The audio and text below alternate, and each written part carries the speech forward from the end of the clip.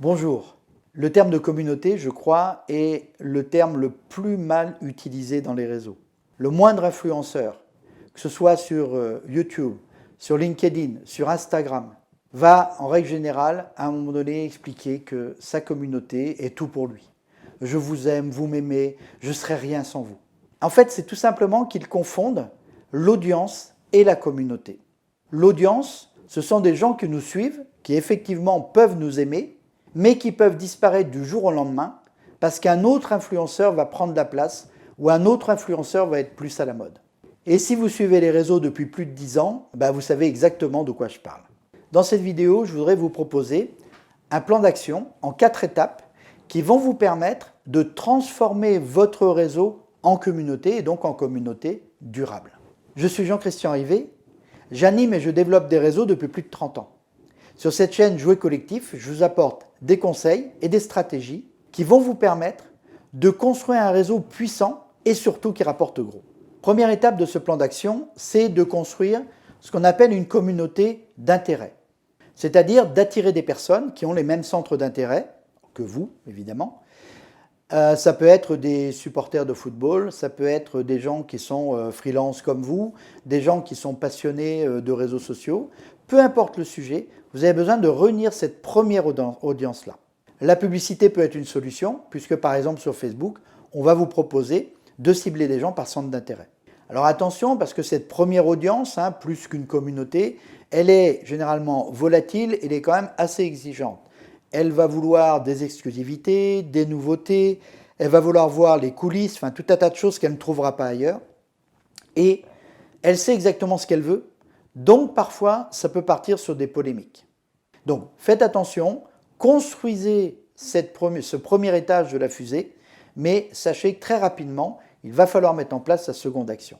Deuxième action, c'est de vous centrer, de vous recentrer sur la communauté de pratique. Vous venez de créer une audience, par exemple, de tout un tas de personnes qui s'intéressent au fait d'être entrepreneurs, qui sont dans cette démarche-là, voire même qui sont maintenant à leur compte. Imaginez que vous ayez une offre qui consiste à accompagner les gens qui sont en freelance, qui ont créé leur entreprise, vous les accompagnez au niveau commercial. Eh bien, cette communauté de pratique, ça va être l'occasion de recentrer votre communauté, de recentrer votre communication auprès des gens qui ont déjà franchi le pas. Quel est l'intérêt? Eh bien, l'intérêt, c'est que vous êtes face à des gens qui ont été confrontés à la réalité. Donc, des gens qui ont un problème, auprès de qui vous pouvez éventuellement, par vos conseils, apporter une solution. Et donc, d'un seul coup, ces gens perçoivent votre valeur ajoutée. Deuxième intérêt qu'il y a dans le fait de se recentrer sur les praticiens, c'est que votre communauté elle-même va s'enrichir de tous leurs témoignages, de tous leurs conseils, de toutes leurs expériences. Donc cette deuxième étape est fondamentale si vous voulez une vraie communauté. C'est d'être capable d'identifier les praticiens et de vous adresser à eux en particulier. Troisième étape indispensable, c'est d'isoler, de réunir une communauté d'objectifs. Vous avez une audience de gens qui s'intéressent à un sujet, certains la pratiquent, on a vu qu'on avait déjà identifié ces gens-là, et ensuite, dans ces praticiens-là, certains ont un objectif commun. Je vais vous donner un exemple. Il y a une structure qui s'appelle le Social Selling Forum. Loïc Simon a créé comme ça un réseau de praticiens du social selling qui non seulement s'intéressent à ce sujet, mais en ont fait leur métier soit en entreprise, soit en freelance. Et ensuite, ils nous proposent d'intervenir sur les forums social selling. Et donc là, d'un seul coup, on a des objectifs communs. Chacun d'entre nous a pour objectif de se rendre visible, mais il y a un objectif commun, c'est de faire venir des gens sur ces forums, de présenter le meilleur de nous-mêmes, de faire des choses avec les autres intervenants, des tables rondes, des ateliers. Et donc là, d'un seul coup, le fait d'avoir des objectifs communs va faire qu'on va commencer à souder cette communauté. Quatrième étape, c'est de construire une collaboration. Ça veut dire quoi, construire une collaboration? Ça veut dire qu'on va prendre tous ces gens qui ont des objectifs communs ou compatibles ou complémentaires et on va travailler en mode projet. Alors certains de ces projets vont être portés par toute la communauté, d'autres c'est vous qui allez les porter, mais dans tous les cas, ça va permettre de faire avancer tous ces gens-là dans le même sens. Et toute cette richesse de groupe va peut-être faire même à un moment donné que vous allez peut-être perdre le contrôle sur cette communauté. Mais peu importe, ce n'est pas important. L'important, c'est la richesse du groupe. Je vous disais en introduction, eh bien qu'avoir une audience en tant qu'influenceur n'était pas avoir une communauté. Et là, d'un seul coup, vous comprenez mieux.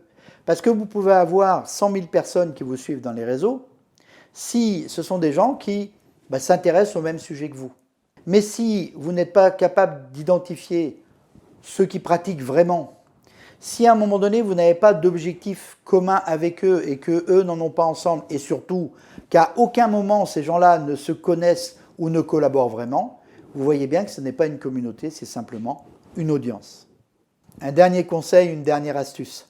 Il tient en un mot, confiance. La grande différence entre un réseau et une entreprise, c'est le lien de subordination qu'il y a dans une entreprise et qu'il n'y a pas dans un réseau. Donc vous ne pourrez pas faire autorité dans votre réseau, vous ne pourrez qu'éventuellement gagner le leadership.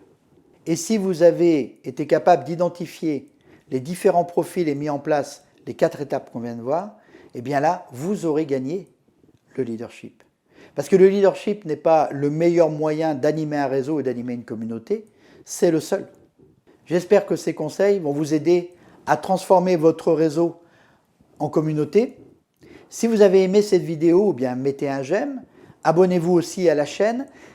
Il vous reste peut-être des questions, eh bien posez-les dans les commentaires, j'y répondrai. On peut se retrouver aussi sur les réseaux, sur LinkedIn, sur Facebook, sur Instagram, sur Twitter. Et rendez-vous sur le site jouer-collectif.com sur lequel vous aurez des ressources gratuites et puis vous aurez une offre de formation et de conférences sur le thème des réseaux. Je vous dis à très bientôt pour une prochaine vidéo.